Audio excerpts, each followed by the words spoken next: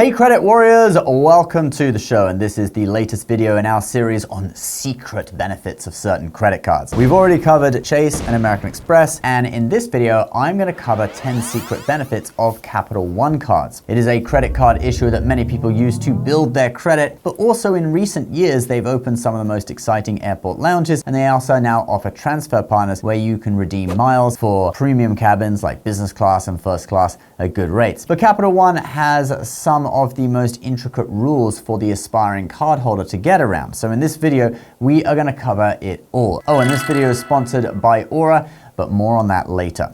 Number 1, application restrictions you need to know.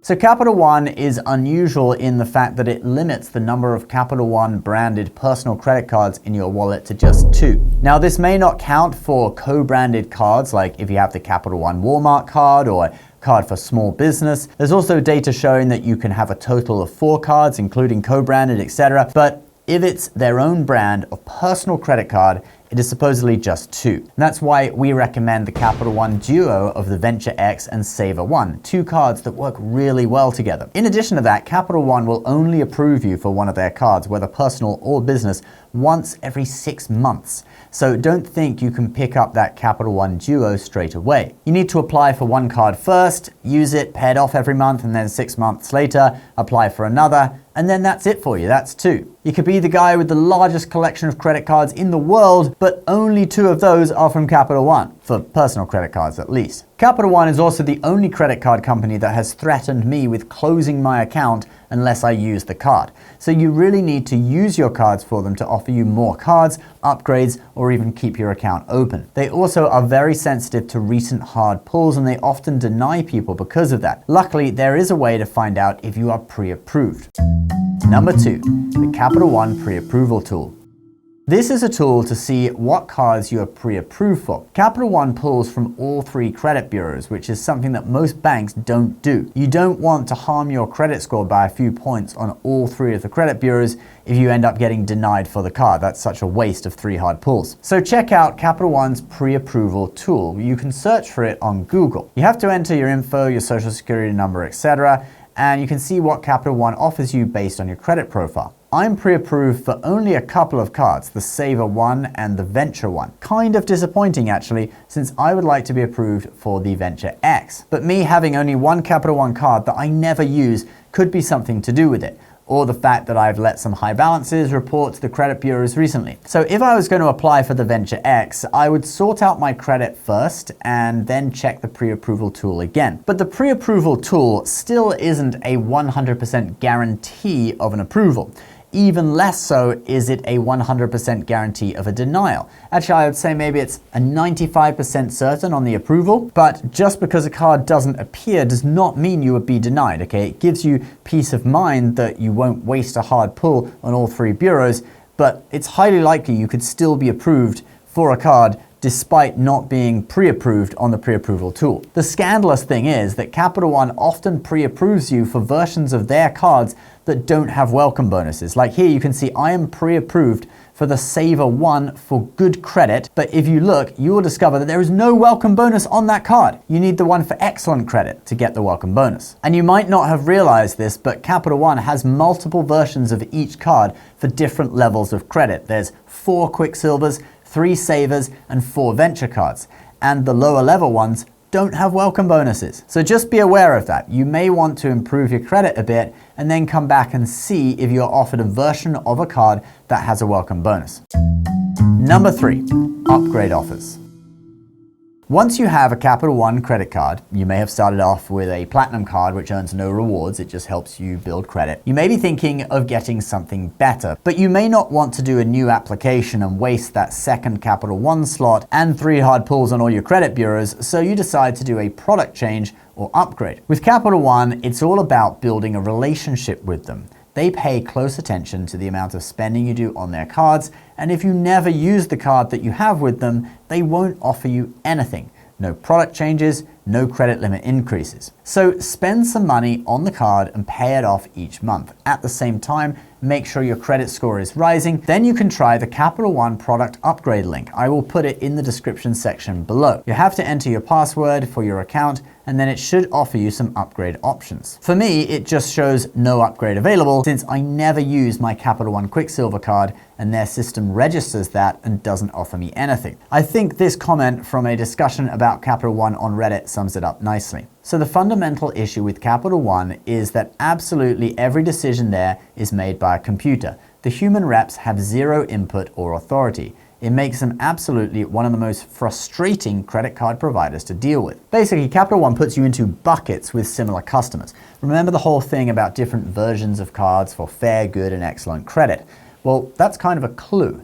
But then it also seems that they have a distinction drawn between people who use their cards and people who don't, and the level of income that you've entered into your account. So you have to just play their game, get a Capital One card, use it every month, don't max it out, build your credit at the same time, update your income if it's going up, and then you will get offered product upgrades to cards that you can earn rewards on.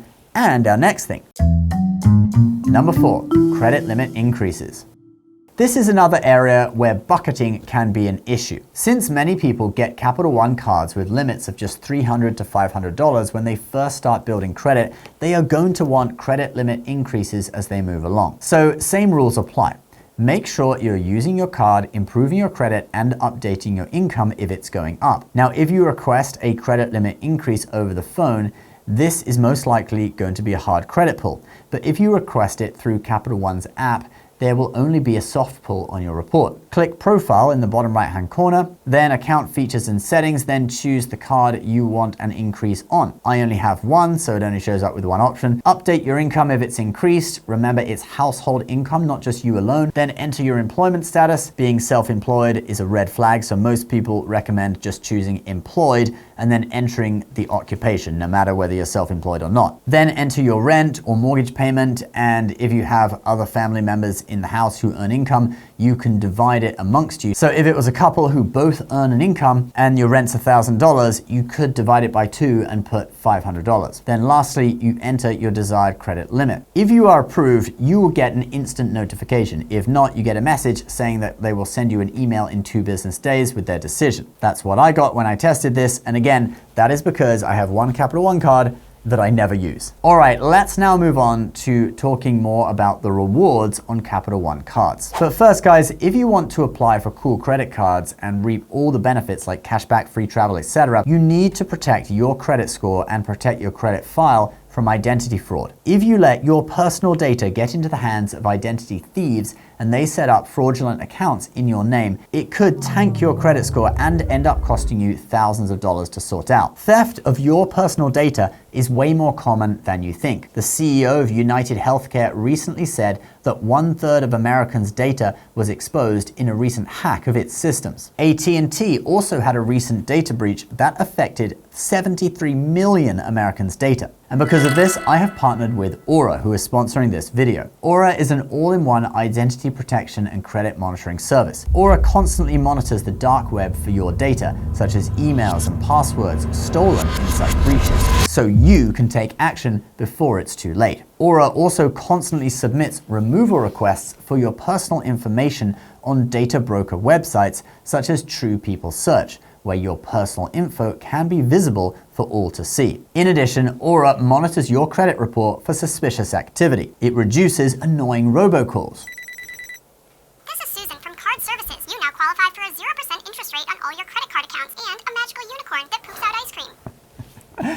Yeah, those kind of calls. It reduces them. Then there is also a VPN to keep your info safe when using public Wi-Fi and a password manager. In fact, Aura does like 6 things in one and does it for a way better price than if you signed up for all those things individually. And my viewers can get a 2-week free trial of their service by going to aura.com/Ben Hedges or clicking the link in the video description. You can either leave your personal data at risk or protect yourself by getting Aura today. Number 5, transferring cashback to points.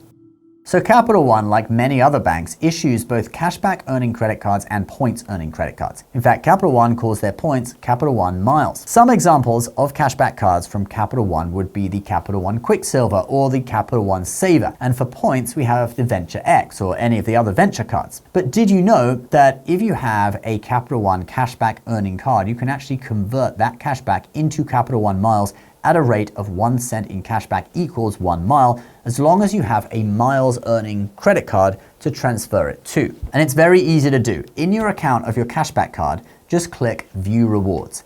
Then go down here to Move Rewards.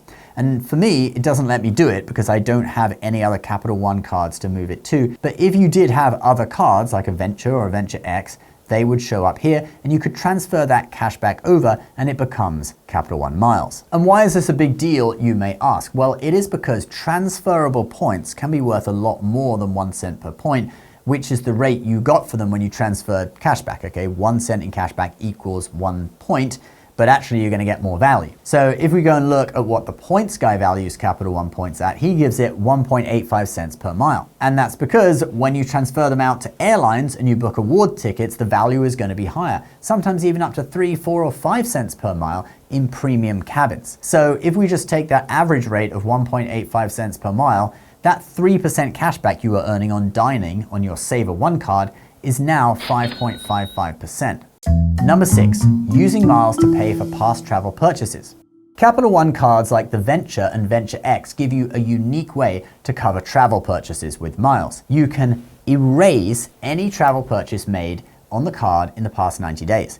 And Capital One's definition of travel is broad, so this means that you can cover things like Airbnbs that are not bookable through Capital One's travel portal, or most other travel portals for that matter. And speaking of Airbnb, if you want to stay at my Catskills Mountains cabin north of New York City, do check the link in the description. But yeah, it's that easy, guys. You just book on any travel website, or you book in person, all right? If it's one of those things that you can book in person, like obviously subways, that's gonna be in person, trains might be in person. And then in your account, choose the option Cover Travel Purchases. And because it covers anything in the past 90 days, it means, say you were working on a welcome bonus like 75,000 points on the Venture card, you could potentially book the travel that you wanna do and perhaps even take your trip before you even get the bonus points in your account and then still have that paid for because it's anything in the past 90 days is eligible to be covered. Only caveat with this is it's just 1 cent per point. So the Venture card's bonus of 75,000 points would be worth $750. It's a lower value than if you transferred it out to airlines and booked premium cabins. So there's no way you would do this to cover a business class flight, but for economy class flights, the value could be similar, okay, close to 1 cent per point. And obviously if you wanted to use the bonus to cover like an Airbnb, this would be the only way. Number 7, best transfer partners. Capital One has 18 transfer partners, but some are better than others. Not all of them transfer at a 1-to-1 ratio. Well, actually most of them do now, but there's still 1 or 2 that don't. There are many articles online on what people think are the best of these transfer partners. Now everyone has their own opinion, but let me give you a few that will be of interest to people living in the US. Although Capital One's partners don't include any of the big 3 US airlines, you can actually book all 3 of them by transferring out to other airlines and using their miles to book, thanks to airline alliances. So you have Turkish Airlines, which is part of Star Alliance, so that's useful for booking US domestic tickets on United, which is also part of Star Alliance. Avianca is also part of Star Alliance, and they're a Capital One transfer partner too, so you could also use them for that purpose, to book United. Then you have British Airways, which is part of One World Alliance, and thus that means you can book US domestic tickets on American Airlines. British Airways is also a transfer partner of American Express, Chase, and Citi, so it's really easy if you have cards with several different banks to pool points in British Airways. In addition to using BA Avios for American Airlines flights, you can of course also book BA flights to London if you want. Then lastly, if you want to book Delta flights in the US, you can transfer to Virgin and use Virgin miles to book Delta flights. There are a load of other partners that can offer good value too, but the ones to avoid would be Ever Air. It's a 4-to-3 transfer ratio instead of 1-to-1. Okay, so if you transfer 1,000 miles, you're only going to get $750 in your Ever Air account. You might be able to get a good deal on a flight to Taiwan, but not much else. Finnair, their reward tickets tend to be more expensive than other airlines in the same alliance, which is One World. So instead of using Finnair, you might as well just transfer to British Airways and you should be able to book all the same flights. Then there are also a couple of hotels that aren't really worth it. Wyndham's points are worth about 1 cent per point. So in many cases, using points to cover the charges in the past 90 days would offer the same value. And then Choice Privileges points are worth about 0.6 cents per point, yet they still transfer at a 1-to-1 ratio from Capital One. So just book directly and then use points to erase the charge. Number 8, lounge access. So this one may not really be a secret, but Capital One has some pretty extensive lounge access. Actually, on the Venture X, which after factoring in the travel credit and the anniversary miles, the $395 annual fee actually comes down to paying you $5 to hold the card. All right, so you get paid $5 per year for some of the best lounge access out there. The Venture X gets you access to Capital One, Plaza Premium, and Priority Pass lounges. Now, the Capital One lounges currently only have 3 locations, but they have proved very popular and a clear rival to Amex Centurion lounges and Chase Sapphire lounges. Plaza Premium lounges have 250 locations in over 30 countries. And the cool thing is, if you just have the Venture card, which is only a $95 annual fee, you actually get 2 complimentary visits to either the Capital One lounge or the Plaza Premium lounge. Number 9, no foreign transaction fees. Now, usually you have to get to the mid-tier of credit cards with most banks before you see no foreign transaction fees as a benefit, so paying $95 a year annual fees or more. But with Capital One, none of their cards have foreign transaction fees, even those $0 annual fee cards like the Saver One, the Quicksilver, and the Platinum. Even on this version of the Quicksilver, for fair credit, foreign transaction fees are not listed in the fees section. That's really unusual for lower tier cards, and if you have a Capital One card, you might as well make the most of it. But let's now move on to our last Capital One secret. Number 10, free Uber One membership. All right, so this one is a temporary benefit that's lasting until close to the end of 2024. And there are 2 versions of it. On the following cards, the Saver One, the Saver One for students, and the Quicksilver Rewards for students, you get a credit for Uber One membership, which gets you no delivery fees on food and groceries, and 6% back in Uber Cash on Uber rides, and a few other benefits. Plus, the card is then going to give you 10% cash back on Uber and Uber Eats purchases. Then for these cards, Quicksilver, Quicksilver One, and Quicksilver Secured, you just get the Uber One membership credit. And this all lasts until November 14th, 2024. Amex did this a few years back on their Gold card for a limited time too. Now, obviously, it is to get you to sign up for Uber One and then keep using it beyond the time that you get the credit for it, okay? So past November, since you get used to it and you just say, all right, I'll pay for it now. It's actually a really clever marketing technique for Uber, but it's a very useful benefit, especially if you live in an area like a large city where you can really use it to get food delivered or take Uber rides. Even out here in Middletown, New York, where I live, it's the most up-and-coming area in the state, guys. Uber is becoming more and more useful for food delivery. So if you have one of these cards, don't forget to sign up for Uber One, and if you don't, it could be a reason to consider getting one. Just remember, if you don't want to keep using it past November 2024, do cancel it at that time. Guys, that is the video for today. I hope you enjoyed it. You can find links to many Capital One cards we mentioned, like the Venture, X, and the Saver in my credit card guide below. And if you value being able to get approved for any of these cards, don't forget to protect your identity and credit score with Aura. Get a 2-week free trial of their service with my link below. Please subscribe to the channel if you're new, and we'll see you next time. Bye-bye.